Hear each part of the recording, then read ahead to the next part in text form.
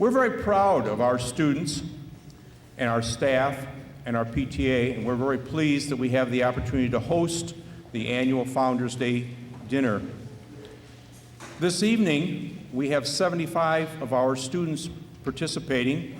Several of them were involved in the music prior to the dinner, and our band will be performing later as part of the musical entertainment. That's just a small sample of our students, and we're pleased that we have a chance to share their successes with you. I'd like to introduce Patty Bayless, the president of the PTA.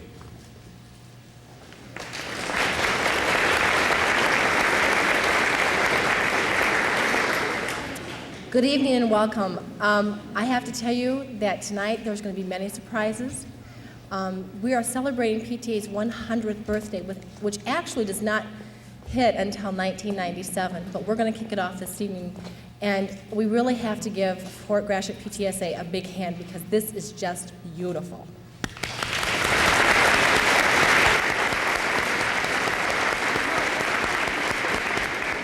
I hope that everyone enjoys their evening and has a very good time. And what I would like to do is introduce you to our MC for the evening, Sally Grigg.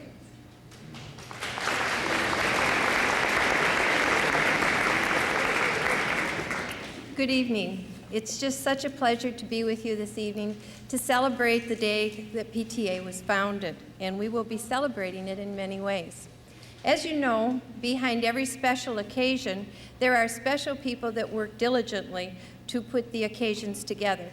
And I think it's only proper that I mention them by name. And I would like to have Suzanne Smith and Gail Walker please stand.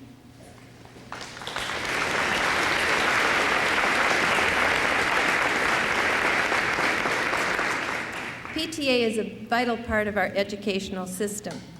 Educators and parents working together to improve the quality of life for our children. It's a concept that has lasted for 100 years, and it's a concept that will continue to flourish. And we are going to be celebrating that today and for a continued year. This evening, I would like to have the program start out with our national anthem. The national anthem will be sung by Lauren Roberts, a 7th grade student at Fort Gratiot, and accompanied by Jim Crumback, a teacher here at Fort Gratiot. Would you please stand?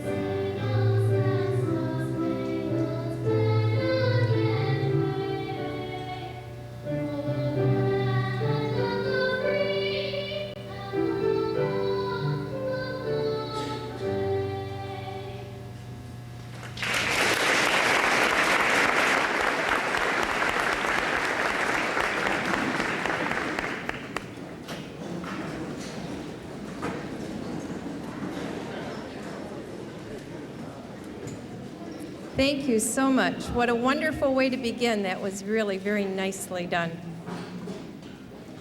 It was February 17th, 1897, in Washington, D.C., when Alice McClellan Burney and Phoebe Apperson Hearst took on a dream to create a nationwide parent-teacher movement.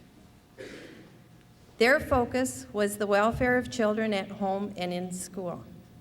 With this dream, this mission, the National Congress of Mothers was born. But wait a minute. Let's have Alice tell us in her own words. Alice?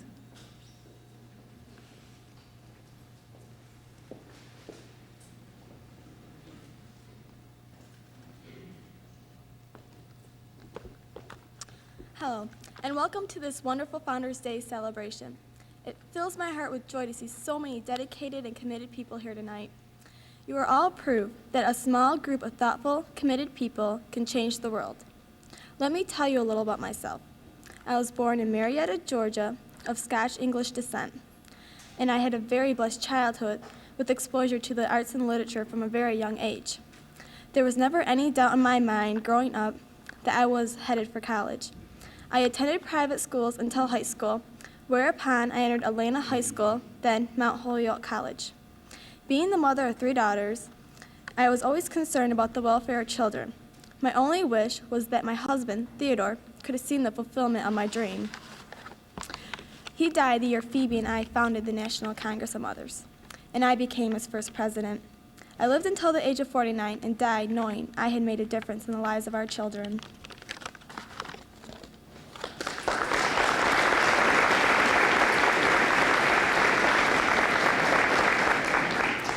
Thank you, Alice. Alice McLeland Burney would be the first to tell you she didn't found the National Congress of Mothers on her own.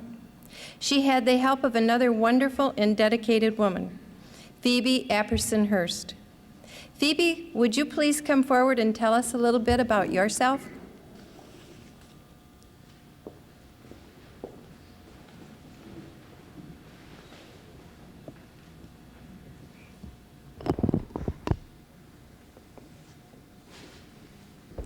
I was an instant supporter of Alice Burney's ideas. Just like Alice, I was always interested in learning. I was a daughter of pioneers. My father was from Virginia and my mother South Carolina. I grew up on a farm near St. James, Missouri. I attended local schools and became a teacher at the age of 17. My first teaching position was in my hometown of St. James. I was blessed with one child in my life, a son named William Randolph Hurst. I guess you could call me the founder of kindergarten in this country. I was always deeply interested in all phases of education. I was fortunate in my life to have the money to help build the cathedral in Washington, D.C., and finance expeditions to study and unearth primitive cultures in Florida, Mexico, Russia, Italy, and Egypt. Having a sound financial background, since my husband George built his fortune in San Francisco gold mining, I was able to help Alice open our first headquarters in Washington, D.C. In Washington, as soon as a small organization was established, we planned our first big meeting called the National Congress of Mothers. Alice and I invited women, educators, and church organizers from all over the United States. We were a national organization from the start. I died at the age of 77, living 12 years past Alice's death in 1907, to see our dreams come true.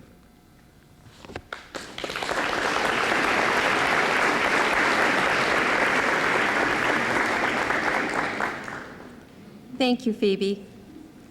Alice and Phoebe did not live long enough to see another of their dreams come true, the formation of the National Congress of Colored Parents and Teachers in 1926. Here with us tonight is founder Selena Sloan Butler. Selena, please come and tell us about yourself.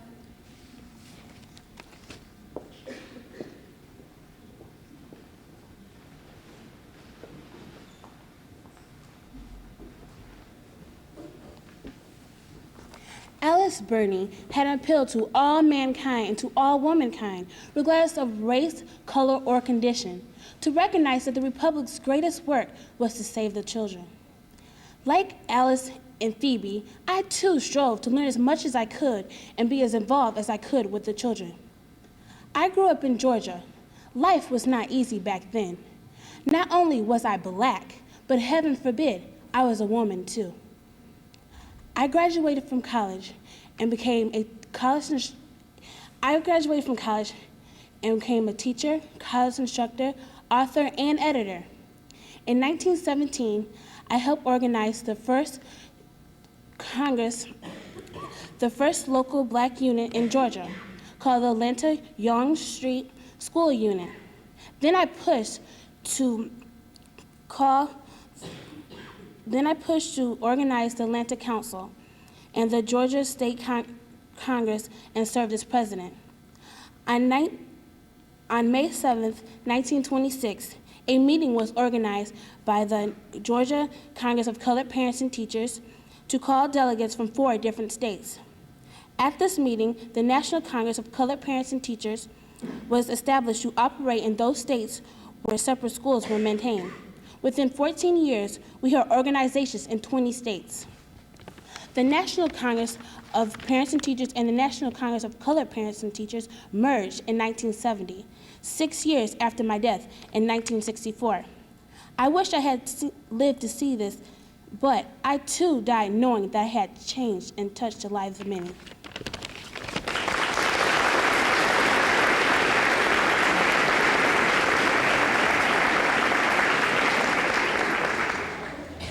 Thank you so much. I would like to introduce the Fort Gratiot speech students who portrayed the lives of the PTA founders. Shannon Prestakowski was Alice Burney.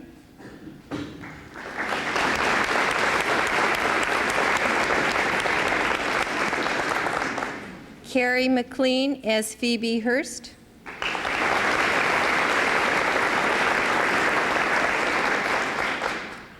And Xaviera Russell as Selena Butler.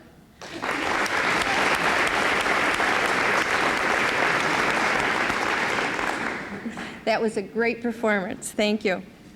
For 100 years, the National PTA has promoted the education, health, and safety of children and families. The mission of the PTA founder was and still is to improve the lives of all children. 100 years ago, Alice Burney stated the PTA ideals in this way: let us have no more croaking as to what cannot be done. Let us see what can be done, and above all, see that it is done. Let us now just take a look at what has been accomplished in the last 100 years.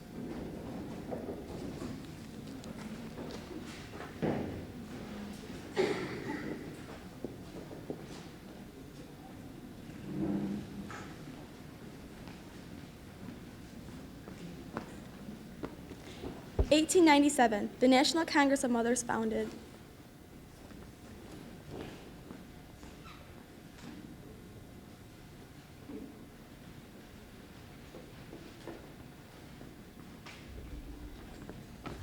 In 1900, the PTA works for child labor laws and federal aid to schools.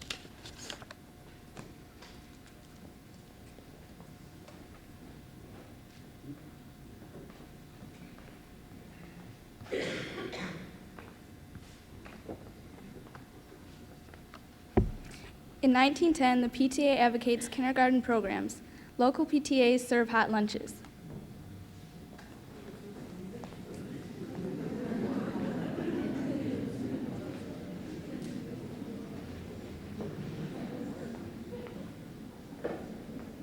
In 1920, National Congress of Colored Parents founded.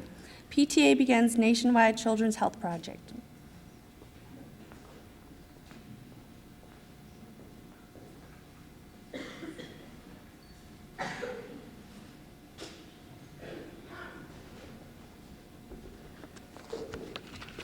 In 1930, PTA provides emergency services for children during the Great Depression. PTA studies auto and bus safety.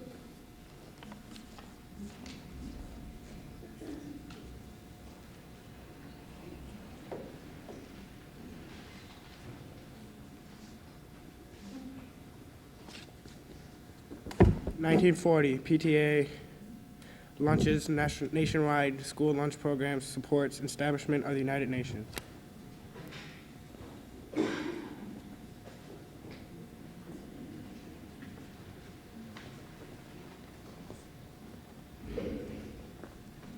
In 1950 focuses on youth drug addiction, wins support for Salk polio vaccine, promotes supervision of health of children.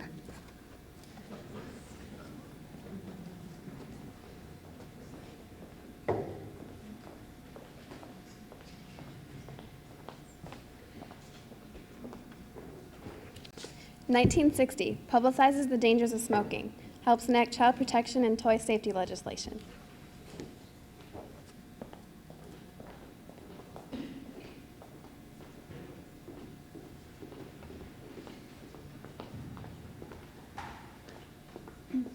1970, National Congress of Colored Parents and Teachers and National Congress of Parents and Teachers unite. PTA opposes violence on TV.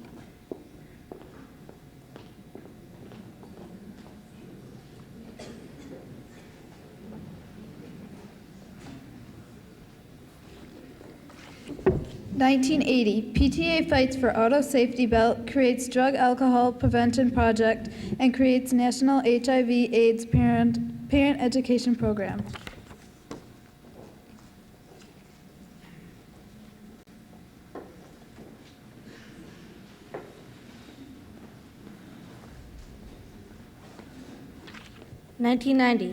National Summit on Parent Improvement. PTA celebrates 100 years of putting children first.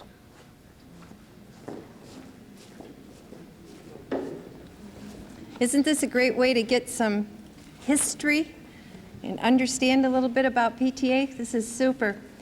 Once again, thank you to Pam Maritine's second hour speech class for volunteering their time. This was a great job. Well done. Let's give them a hand.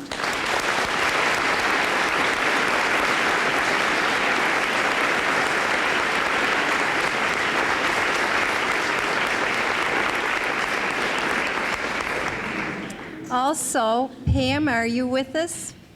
Pam Maritine? Way back there. Thank you, Pam. Good job.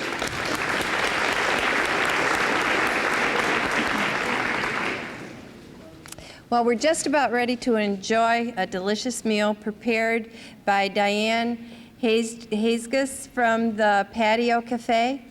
But first, I would like to ask Jim Dunn to come up and to read an inspirational thought. Jim?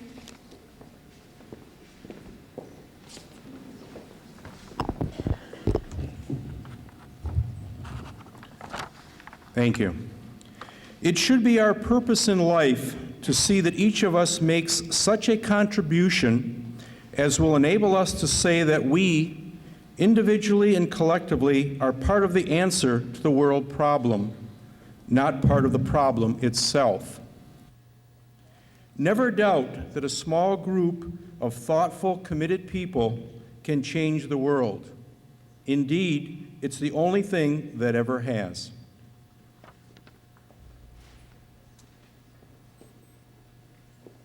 Thank you, Jim.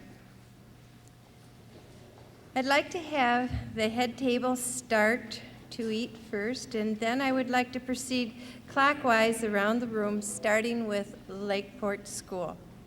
I hope you all enjoy your meal.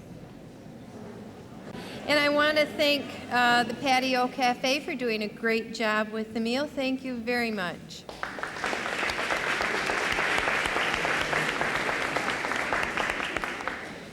At this time, I would like to introduce several of our guests that are here with us tonight.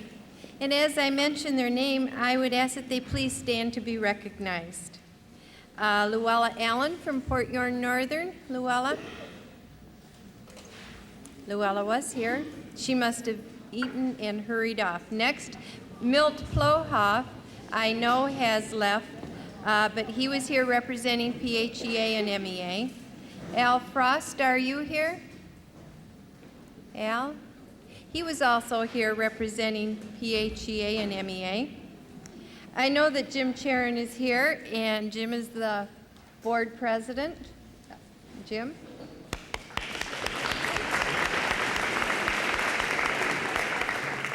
Terry London?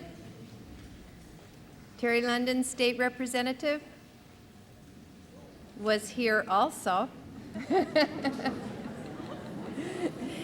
Duty calls, right? Duty calls. Okay. Bill Kimball, assistant superintendent.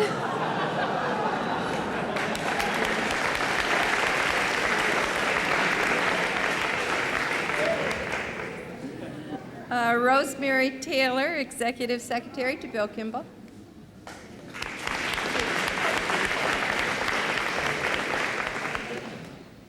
Teresa Catalina and Kathy Lozen, curriculum coordinators.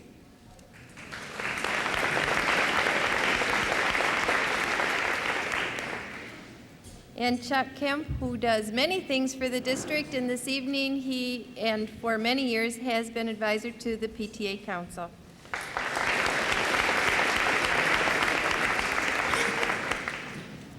At this time, I'd like to turn things over to Patty Bayless, our PTA Council President. Patty?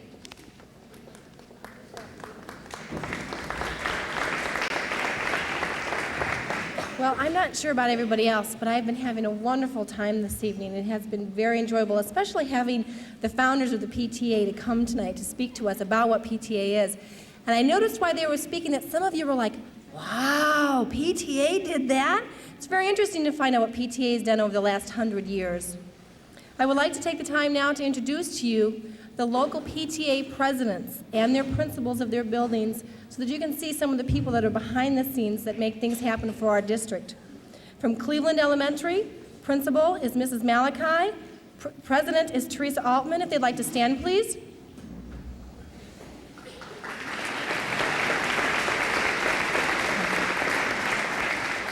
From Kroll Elementary, Mrs. Fike, principal, and Terry Harrington, president.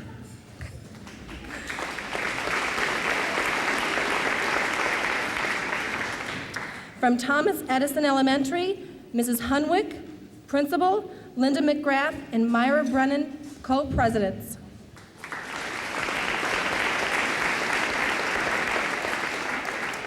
From Garfield Elementary, Mr. Ruiz and Linda Mao.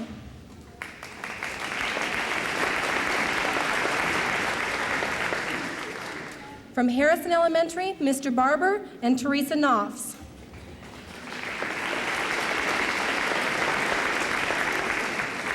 From Indian Woods Elementary, Mrs. Mosier and Gary Bates.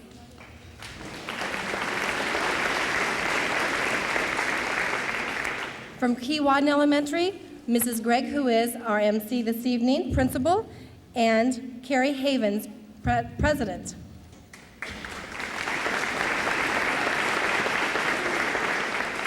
From Kimball Elementary, Mr. Butcher, principal, Donna Orr, president.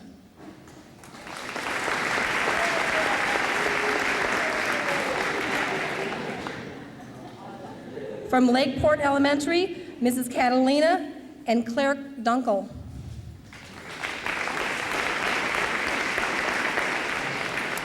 From Michigami, Mr. Roberts, principal, Cindy Lynch, Mary Jean Jackson, co-presidents.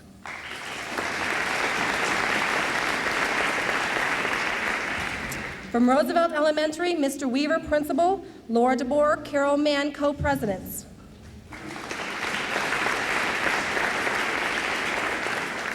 Sparlingville Elementary, Mr. Prout and Dave Williams. Not sure, they're not here? Okay. Give them a hand anyway.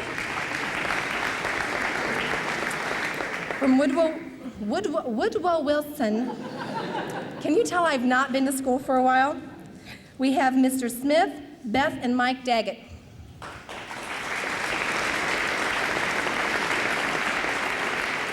And I know their vice principal is here, which is Mr. Tom Navarro. And I did notice this evening that there was a cake being passed around at that table with a birthday being sung. Is it a happy birthday? Thank you for coming and celebrating your birthday with our birthday. From Central Middle, that's probably the only cake you got, right? Yeah, okay. From Central Middle School PTSA, Mr. Miller was unable to be here, which is the principal, but his vice principal, Mr. Balk, is here, and Debbie Crimmins is president.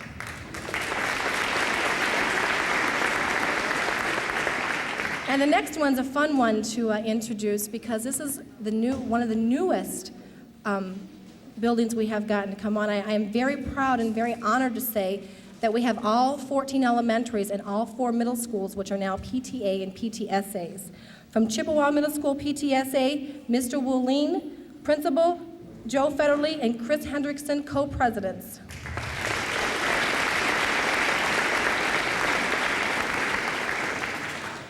Holland Woods was not able to be here this evening, but Mr. Burnell is principal and Cheryl Neal is their president.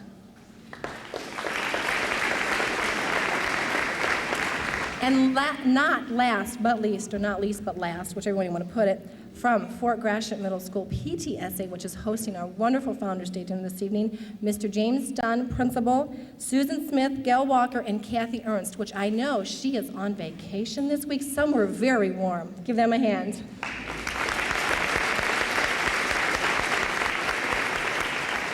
I would also like to introduce to you some of the state PTA people who are here this evening. From your Region D area, which is what we are here in Port Huron, we have one of your Region D Field Service representatives, which is Barb Blanchard.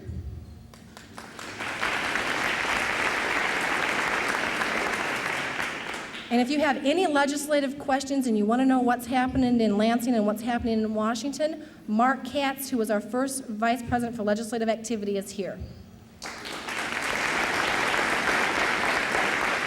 And I want you all to know that he's going to Washington next week with a number of our representatives from the Michigan PTA. So if you want to get a message to some of the legislators in Washington, catch him this evening. I would like to introduce now to you our state PTA president. She's going to come up and give you greetings from the national and the state PTA, Grace Preston.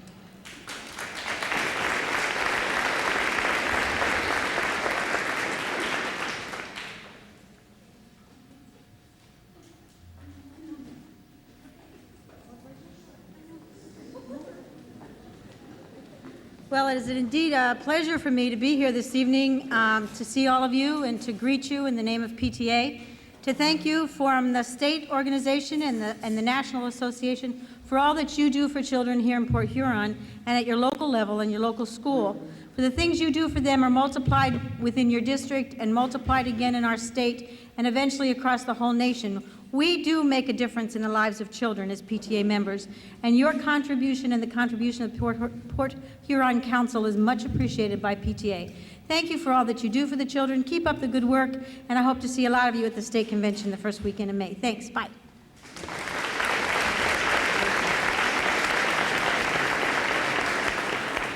Thank you so much. I'd now like to introduce our board president, Jim Charon.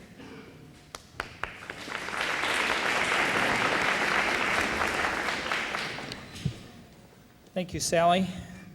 First of all, I'd like to introduce one of my fellow board members, Jerry Andrews. Jerry, could you stand?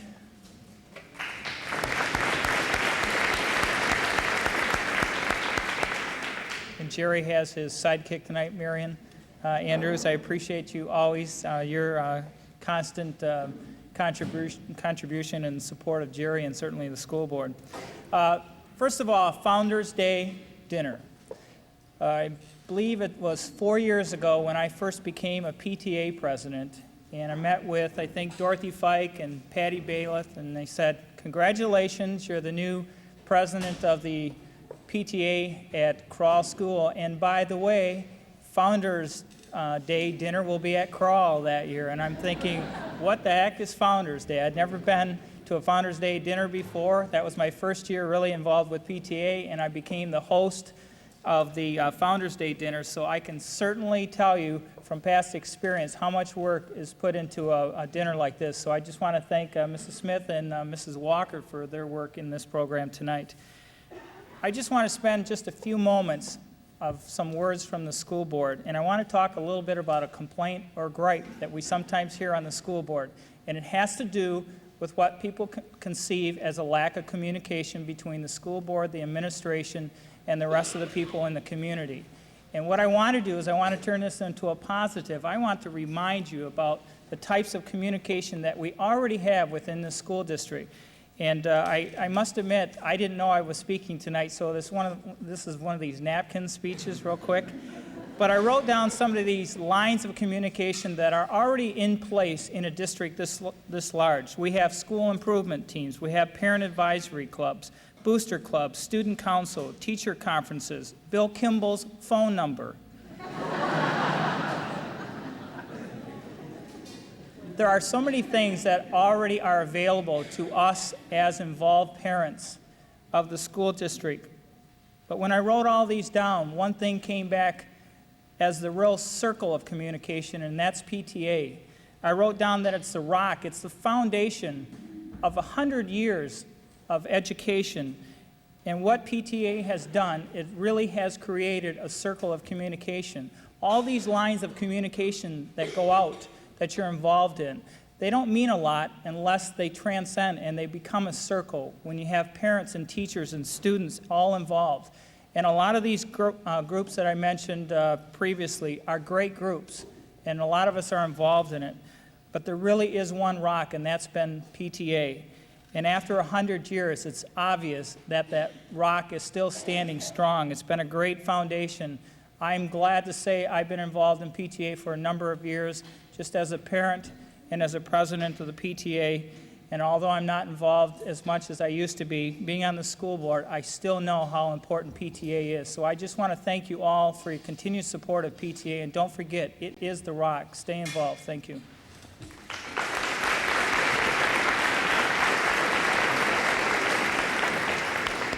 Thank you very much. Next, we're going to hear a few words from the Assistant Superintendent. I got it right. Mr. Bill Kimball.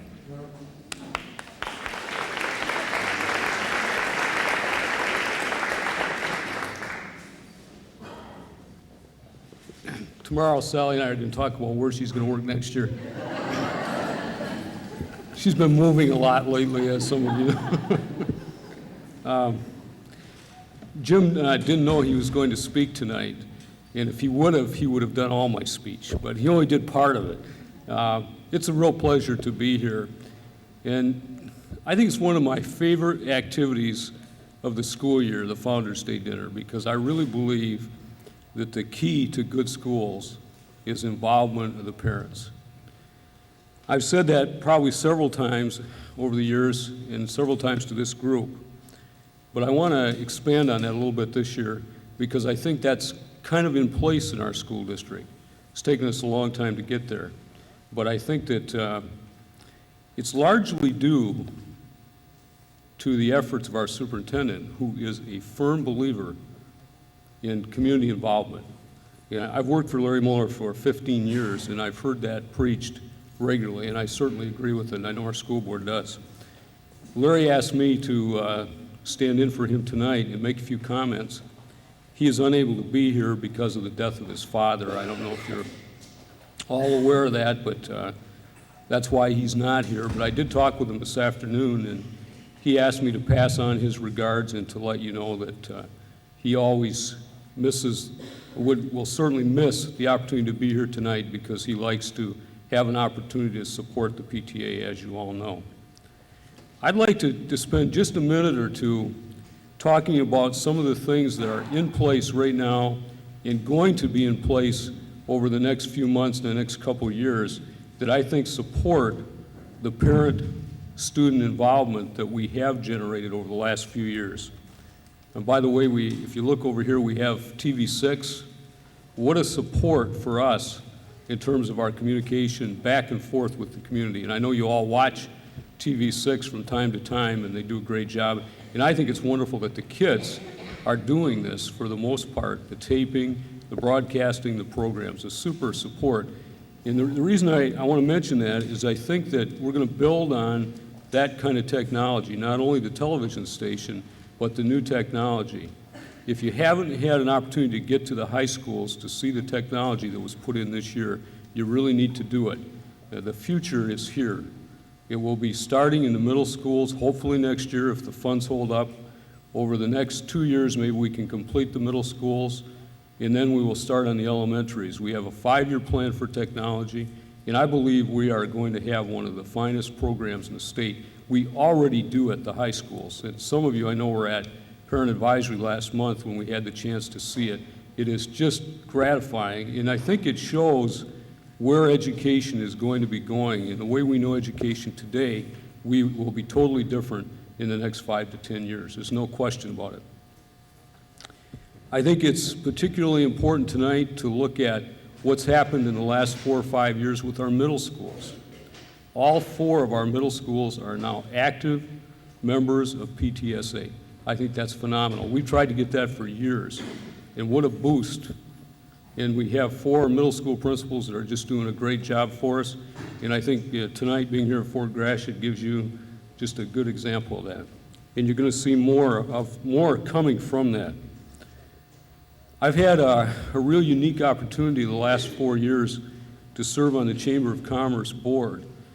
And I think for a long time we heard a lot of complaints from business. Well, we're not preparing the kids, things aren't good in the schools. I can tell you that in Port Huron area, that is really changing, that attitude. The Chamber of Commerce, probably the key things that they're involved with in our community center around education. Their three big projects are education-oriented. They sponsor and support the academic awards program at the high school. They are actively involved in helping us get the School to Work initiative started, where all of our kids will have mentoring opportunities starting this year and in full effect next year. Great support from the business community. And the new Lunch Buddies program that has been started at Woodrow Wilson School, and by the way, Tom Navarro's here, deserves much of the credit for that program, has done a great job with it. I think you're going to see those kind of programs in every one of our schools over the next few years, and the business community wants that involvement. Now that we have the parent involvement, the student involvement, the business involvement is coming, I think Port Huron is going to have just a phenomenal school district in the years to come. The last thing I'd like to mention is the funding piece. And you know, anybody that works in the kind of job I work in, that's always what it boils down to. Do you have enough money to offer the kind of programs that you want to offer? This year has probably been the best school year that we've had in terms of class size and academic programs, and we want to continue that. Up until this week, we had some real concerns that we were going to be, whether or not we were going to be able to continue at the pace that we've been going. And it's still a little cloudy. We've got this new system. It will work if it's funded properly. Education and the parents and teachers that support education are going to have to make sure that the governor and the legislators are funding it properly and putting the priority where it belongs with the kids. And I think we owe Senator DeGros from our area a great deal of support for what he is proposing, because with what was proposed this week, you probably read about in the paper, it would put the schools in at least a reasonable position to get back to somewhere near where we're at programmatically. Prior to that, the numbers that were being talked about would have led to some pretty severe cuts. It still is going to be tight, but I would encourage you to support Dan DeGros. Give him a call, send him a letter, send Governor Engler a letter, also Terry London as your representative. We need to be sure that they understand that that education funding needs to be in place, and I think our people do. But I know that with politics, it's important to get those letters and to have them feel that their positions are supported so that they can do the kind of leading that they need to do. So when you see Dan, thank him and let him know that the PTA is certainly behind the initiative that he's trying to get through in Lansing right now. Thank you very much.